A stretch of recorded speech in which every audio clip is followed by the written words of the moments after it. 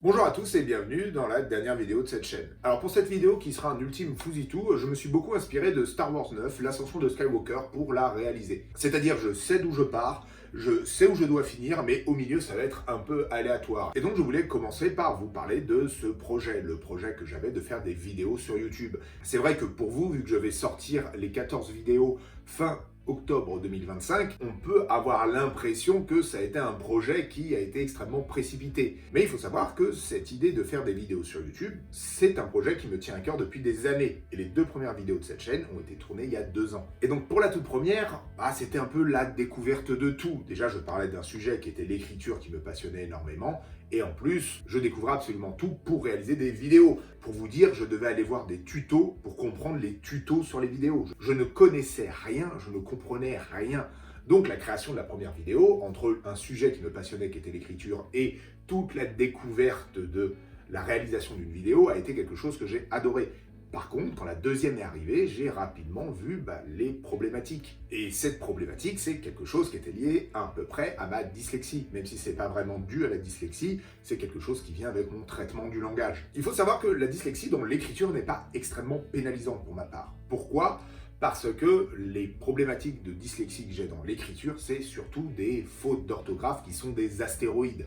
Qu'est-ce que ça veut dire? En tant que dyslexique, la manière dont je peux vous expliquer le traitement de texte que je fais dans ma tête, c'est que c'est en phonétique. Quand je dois écrire, par exemple, la phrase « il faut agir », dans ma tête, le traitement de données va être celui-ci, sauf que je sais que je dois le traduire en français. Donc, je vais écrire 80% du temps « il faut agir », qui est la bonne orthographe, soit je vais écrire 10% du temps « il faut agir » FAUX, parce que c'est un mot français qui est exactement pareil, mais qui n'a pas la même orthographe, et 10%, je vais écrire « il vaut agir », parce que je confonds certaines consonnes. Je confonds les F et les B, je confonds les T et les D, et les B et les P. Donc c'est un peu la problématique que j'ai dans l'écriture, vu que j'écris énormément, vu que j'écris extrêmement vite, de temps en temps, il y a des fautes, des astéroïdes qui sortent dans mes livres. Mais il faut savoir que ça va être vraiment les erreurs que je vais pouvoir faire. Soit le même mot avec une faute d'orthographe, soit le même mot avec des consonnes qui ont été mélangées. En écriture, c'est pas vraiment un problème parce que ces astéroïdes, ces énormes fautes, c'est très facile à détecter, même par un correcteur qui n'est pas de l'IA. Et même les personnes qui me relisent, que ce soit mes proches ou ma famille, ils les voient très rapidement s'il y en a une que je n'arrive pas à voir. Donc pour l'écriture, la dyslexie, ça me demande évidemment beaucoup de corrections, mais ce n'est pas quelque chose qui me contraint réellement. Dans les vidéos, c'est devenu un peu plus compliqué. Pourquoi ? Parce que j'ai beaucoup de problèmes de prononciation. Et ces problèmes de prononciation, je ne les détecte pas. C'est-à-dire que je me filme, je vais sur mon montage et je vois que sur la moitié des trucs que j'ai filmés, j'ai fait des fautes de prononciation. Alors je reviens, je dois retourner et ça a été cette spirale que j'ai pas du tout appréciée.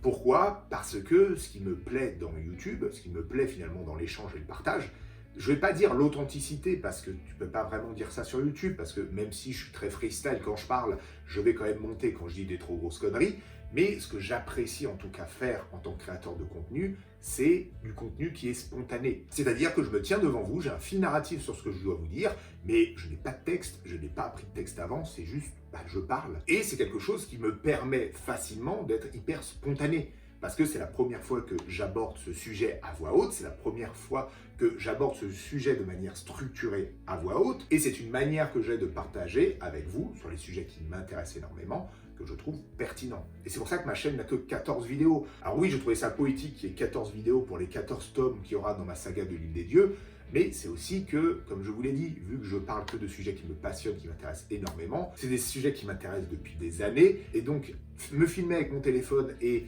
de vous parler de ces sujets-là, c'est quelque chose que je peux faire facilement, sans texte, sans apprendre de texte, parce que c'est des sujets qui me tiennent à cœur. Et c'est pour ça que je ne me vois pas vraiment continuer, c'est que là je vous ai parlé de beaucoup de sujets qui m'intéressaient énormément, j'ai fait un peu le tour aussi. Et donc face aux difficultés que j'avais de trouver un format qui me convenait, parce que je trouvais que me filmer pour faire une phrase et après mettre les phrases les unes après les autres, c'était pas très sympa à créer, et je trouvais que lorsque tu tournes pour la 4e fois la même prise, tu avais du mal à montrer de la spontanéité parce que c'était plus de la spontanéité. Donc j'ai un peu arrêté, j'ai beaucoup cherché quel format je voulais faire sur YouTube. Évidemment, j'avais d'autres projets à côté. Et c'est vraiment l'échange avec une amie qui m'a fait prendre conscience de ce que je voulais faire sur YouTube et qui m'a permis de me lancer à vraiment finaliser cette chaîne. Et cette remise en question, elle est digne d'un Joey Tribbiani. C'est-à-dire que je me suis dit, bon, t'as un matériel de merde, t'es pas un bon acteur, t'es pas un bon lecteur, Le cadrage, tu le fais de manière aléatoire. Et le montage, c'est pas ta spécialité. Mais en passion, j'assure. Donc, je mise tout là-dessus. Et c'est exactement ce format que j'ai beaucoup apprécié. De me mettre devant une caméra, de parler pendant 40 minutes du sujet qui m'intéresse et après, condenser ça en virant tout ce qui n'est pas forcément pertinent. Et pour la vidéo sur l'obésité, ça m'a pris 3 heures. Donc, c'est le format qui finalement m'a plu. C'est le format que je trouvais intéressant à faire. C'est le format où je devais accepter que il y aurait des fautes de prononciation, mais que le but, c'est qu'elles seront moins choquantes si c'est dans un partage, on va dire, vraiment freestyle, où c'est juste quelqu'un qui se filme en train de vous parler d'un sujet qui l'intéresse. Et donc, c'est pour ça que j'ai choisi ce format-là. Et donc, pour revenir sur l'échange avec mon ami qui m'a permis de me lancer dans ce projet, c'était un discours où elle m'expliquait que finalement, Max Lédier, ça peps pas assez comme nom, que mettre ma carte de l'île des dieux comme photo de profil, c'était pas terrible. Et que pour les miniatures de YouTube, il faudrait que je mette une grosse tête de moi en train de faire des grimaces.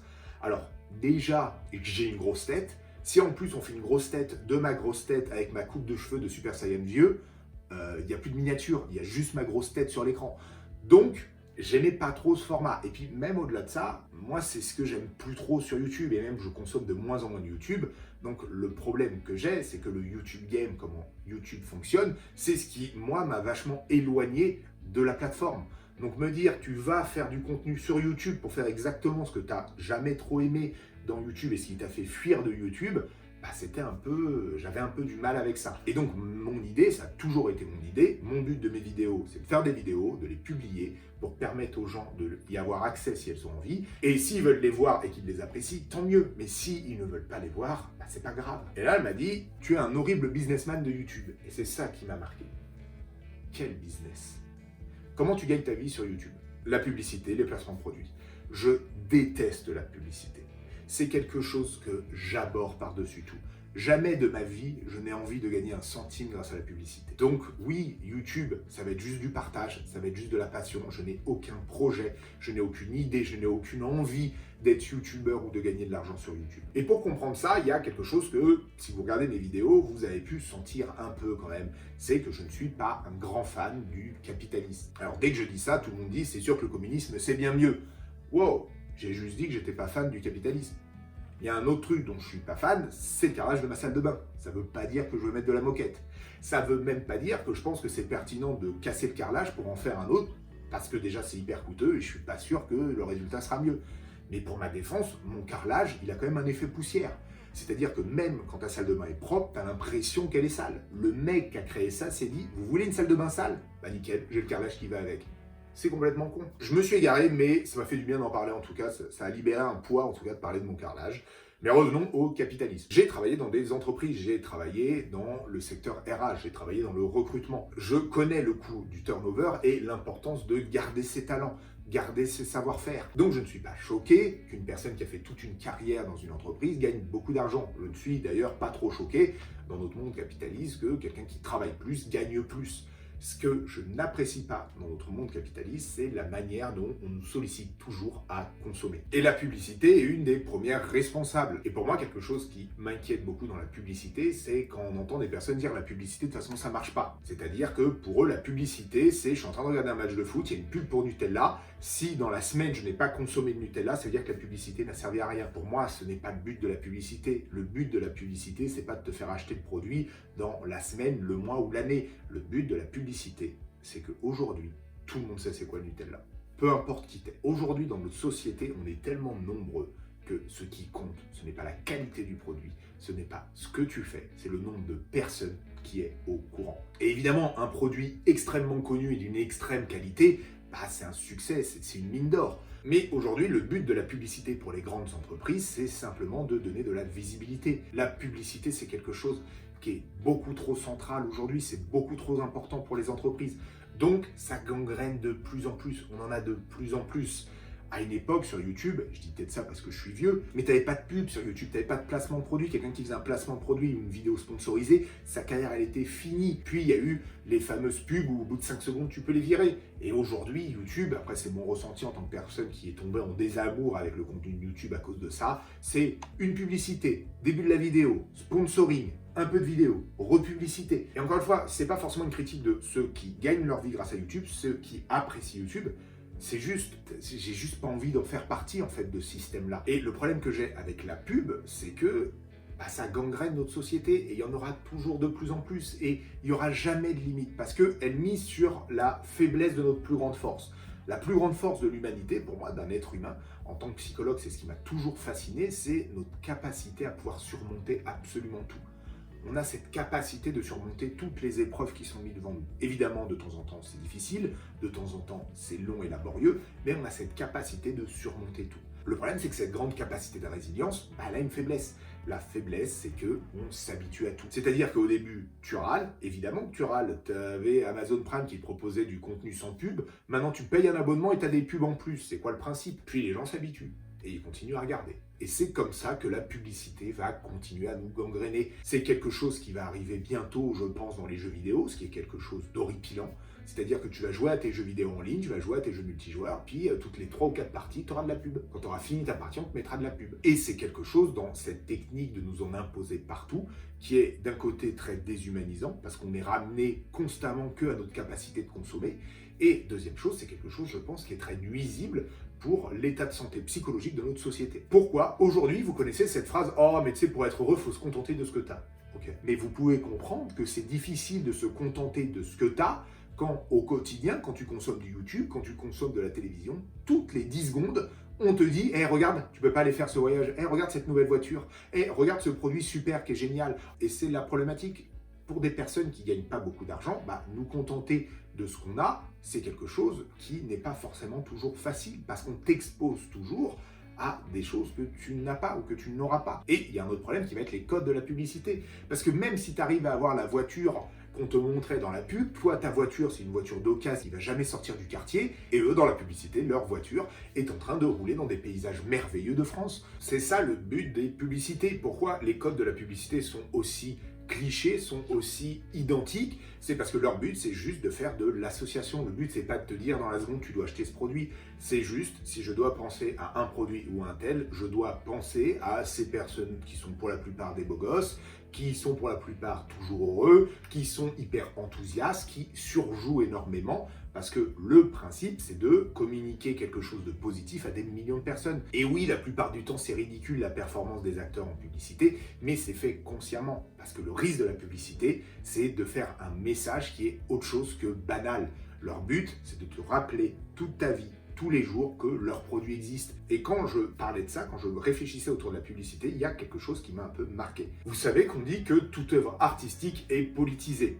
C'est-à-dire que d'un point de vue conscient ou inconscient, on a l'idéologie, les convictions des auteurs, des réalisateurs qui vont transparaître dans leurs œuvres. Et il y a quelque chose que j'ai observé, c'est que YouTube, donc le YouTube vraiment du grand divertissement, elle prend énormément de codes à la publicité. Donc j'ai fait une recherche sur YouTube qui était YouTube. Alors rassurez-vous, je suis un vieux con, mais je suis pas complètement gâteux non plus. C'est pas comme les personnes âgées qui tapent Google sur Google pour trouver Google. C'est juste que je voulais faire un test de voir qu'est-ce que YouTube me proposait comme contenu qui était le contenu le plus populaire sur YouTube. Et j'ai 2 chaînes qui m'ont beaucoup marqué. Et c'est celle de Twanlag et de Willybed, qui sont 2 vidéos qui apparaissent très souvent quand tu tapes YouTube sur YouTube. Et ce qui est très intéressant avec ces YouTubeurs, encore une fois, c'est une observation, je ne critique pas les créateurs de contenu ni les gens qui apprécient ce contenu, c'est qu'ils prennent absolument tous les codes de la publicité. C'est des personnes qui surjouent, c'est des personnes qui sont toujours heureux, qui sont toujours souriants, qui sont toujours de bonne humeur, qui ont toujours beaucoup d'énergie et qui s'enthousiasment beaucoup trop pour des trucs complètement banals. Alors ça va être très intéressant, si vous regardez leurs vidéos, vous allez regarder n'importe quelle minute de leur vidéo, vous allez écouter ce qu'ils disent, vous allez mettre pause, vous allez essayer de le répéter avec le même ton. Et vous allez voir à quel point c'est surjoué énormément. Et là, pour ceux qui vont me dire, oui, mais c'est comme ça que YouTube fonctionne, c'est le YouTube game. Je sais que c'est le YouTube game, je t'explique juste que c'est aussi la pub game, en fait. C'est exactement les mêmes codes. Mais c'est pour vous dire que tous les codes finalement de YouTube, au-delà de mettre énormément de publicité, de sponsoring, etc., YouTube prend les mêmes codes que la publicité. Mais donc voilà, après c'est qu'une observation. Moi, comme je vous l'ai dit, là c'est un fouillis-tout, je suis parti en freestyle à partir d'une réflexion, et c'est des questionnements qui m'ont interpellé. Pour ma part, pour YouTube, encore une fois, je ne condamne personne qui fait du contenu sur YouTube et gagne sa vie grâce à YouTube, et je ne condamne pas les gens qui adorent YouTube. Tout ce que je dis, c'est que j'ai pas envie d'en faire partie. Pour ma part, je vais retourner à mes écrits, je vais retourner à ma vie d'isolement, je vais retourner à ma vie d'anonymat, et c'est quelque chose qui me réjouit. Pour tout ce qui est mes vidéos et tout ce qui est mes livres, et c'est quelque chose qui va être assez drôle parce que lorsque je parle de ces projets-là, de ces projets de création, de ces projets artistiques, à chaque fois, j'ai les mêmes retours des gens. En fait, les gens n'arrêtent pas d'avoir des retours sur ce que je fais sans s'intéresser du pourquoi je le fais. Et c'est toujours très drôle parce que pour eux, il ne peut exister d'autre raison que le succès, l'argent et la notoriété. Alors que je déteste la notoriété. Et du coup, la plupart des gens sont un peu étonnés de mon processus. Mais moi, ce qui m'intéresse, que ce soit sur YouTube, que ce soit à travers mes travaux artistiques dans l'écriture, c'est le partage. Et le partage, avant tout, c'est la création. C'est de faire des choses qui me plaisent, quelque chose qui sont authentiques, quelque chose qui sont spontanées, et que les personnes, après, veulent le consommer ou pas, ça les regarde. Et c'est exactement ce que j'adore dans le partage. Dans la création, j'ai toujours donné le maximum de moi-même. Alors de temps en temps, le résultat n'est pas terrible. Bibi, il fait ce qu'il peut avec ce qu'il a. Mais ce que vous en faites après, ce que ça représente pour vous, et c'est la richesse du partage, ça vous appartient. Et donc, pour finir ces aventures sur YouTube, je me devais de passer un dernier message. Ce message, il est adressé à tous ceux qui sont aujourd'hui en souffrance ou en difficulté psychologique. Que ce soit dû à un trauma, à une dépression ou à du harcèlement parmi toutes les causes possibles, il est important que vous ayez demandé de l'aide. Aujourd'hui, on a une vision dans notre société de la difficulté psychologique qui pénalise énormément le bien-être de nos concitoyens. Aujourd'hui, on a des vidéos de personnes qui vont t'expliquer que si tu suis leurs conseils, tu vas réussir à avoir une mentalité de fer, à être complètement immunisé à absolument tout problème ou difficulté psychologique qui seront sur ton chemin. C'est faux. C'est faux. La définition du trauma, c'est vivre un événement que vous n'étiez psychologiquement pas prêt à vivre. Personne ne va réussir à te préparer à vivre un événement que psychologiquement tu n'es pas prêt à vivre. Et donc, ça va entraîner une vision de personnes qui sont déjà en difficulté, qui vont avoir honte d'avoir cette détresse psychologique, qui vont s'isoler, surtout si ça a été causé par autrui, et qui vont se renfermer sur eux-mêmes. Ne faites pas ça. Si vous avez une angoisse, une anxiété, une tristesse qui vous accompagne quotidiennement, depuis des semaines, depuis des mois, n'hésitez pas à demander de l'aide. Si cette difficulté, cette détresse psychologique, c'est la première chose que vous ressentez le matin en vous levant et c'est la dernière pensée qui vous accompagne le soir, n'hésitez pas, demandez de l'aide. Et surtout, pourquoi je vous dis d'aller demander de l'aide? Parce que, évidemment, lorsque vous allez être en détresse psychologique, en difficulté psychologique, vous pouvez surmonter ça par vous-même. Il y en a d'autres, des gens brillants, qui ont réussi à surmonter leurs traumas et leurs difficultés à travers 5 ans d'études en psychologie et l'écriture de 14 tomes de fantaisie, que ce soit pour la sublimation ou pour les effets pseudo-thérapeutiques de l'écriture. Donc oui, vous pouvez vous en sortir par vous-même, mais vous n'avez pas à le faire. Et surtout, vous n'y gagnez rien. Je vous assure, et ça je vous assure d'un point de vue personnel de ce que j'ai vécu, de ce que j'ai surmonté, personne, quand tu sors de ces années de galère, personne sort de là en se disant « Oh les gars, ouais ok, ça a été long, ça a été difficile, ça a été douloureux, mais je m'en suis sorti comme un grand. » Personne ne dit ça. Quand vous en sortez, c'est une grande bouffée d'air frais. Vous êtes juste content d'avoir surmonté cette difficulté. Le problème quand tu es psychologue, c'est que tu aimerais avoir des solutions magiques, tu aimerais avoir une phrase qui concerne absolument tout le monde. Mais tu sais que c'est pas possible parce que tu sais que chaque humain est unique, que chaque vécu est unique et que finalement ton accompagnement doit être fait sur mesure. Et vous donner une phrase aujourd'hui pour vous dire comment être heureux, comment surmonter vos difficultés psychologiques, j'en ai aucune en fait. J'en ai aucune parce qu'on est 70 millions de Français et que chacun a ses problématiques, a son vécu, a son rapport avec la vie, avec le travail, avec l'amour, avec la complexité de l'humanité. Donc je ne peux pas vous faire des phrases absolues, des phrases qui vont tous vous concerner. Mais je vais quand même en tenter une. Aujourd'hui, il n'y a rien de plus important pour vous que de prendre soin de vous. C'est pas un hasard si je le répète à la fin de chaque vidéo. Prendre soin de vous, c'est votre priorité. Et là, vous vous dites, merci psychologue en herbe, c'est quoi ce conseil de merde? Bien sûr qu'on va prendre soin de nous. Justement, non. Aujourd'hui, on banalise ça. Le fait de prendre soin de soi, c'est quelque chose qui est banalisé. Comme si c'était quelque chose d'évident. Ce n'est pas évident. C'est quelque chose que tu dois faire tous les jours. Tu es plongé dans une vie complexe, dans une vie difficile, où tu as des personnes qui comptent sur toi, où tu as des responsabilités. C'est extrêmement dur de prendre soin de soi. Et c'est quelque chose qui a été complètement banalisé parce que ça semble être une évidence, ça ne l'est pas. Et pour en revenir justement à ces personnes qui peuvent être en difficulté psychologique, prendre soin de vous, c'est votre priorité. Demander de l'aide, s'ouvrir aux autres, ce n'est pas un aveu de faiblesse. Lorsque vous réalisez que vous êtes noyé derrière ce chagrin, derrière cette détresse, derrière cette anxiété, vous êtes acteur du changement. Lorsque vous commencez à vous ouvrir à vos proches, à vos parents, à votre conjoint, vous êtes acteur du changement. Lorsque vous entamez un accompagnement avec un psychologue, vous êtes acteur du changement. Le psychologue, il va vous écouter, il va vous accompagner, il va vous guider, mais vous serez encore acteur du changement. Parce qu'au-delà du partage, au-delà de la passion qui peut nous rassembler, notre priorité, ça devrait être de prendre soin de soi. Et c'est ce que je vous souhaite absolument à tous. Adieu, mes chers hobbits, mon œuvre est achevée. C'est ici, sur les rives de la mer, que prend fin notre communauté. Je vous dis donc, Namaste, prenez soin de vous. Ciao. I wish the ring had never come to me. I wish none of this had happened. So do all who live to see such times, but that is not for them to decide. All you have to decide is what to do with the time that is given to you.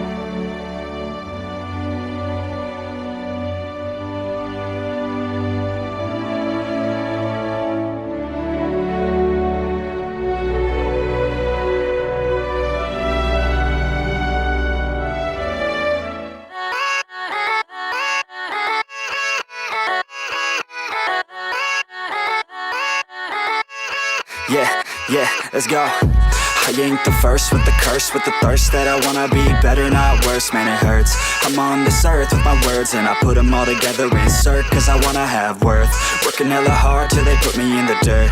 Gonna go far, man, listen to my words. Gonna be a star, man, life's like a blur. When you're working this hard till you get what you deserve. Yeah, I ain't taking a backseat, I'm passing anybody else who is rapping, I'm nasty. Ain't nobody able to catch me, they gasping. They cannot compare, they can't match me, I'm at half speed. I got your girl and she laughing and dancing, hanging on my butt, she asking to crash with me. Smash with me, she savage, she wants cash money, and she knows that I live lavishly. I wanna live, I'm cold inside. Gave all I have just to feel alive.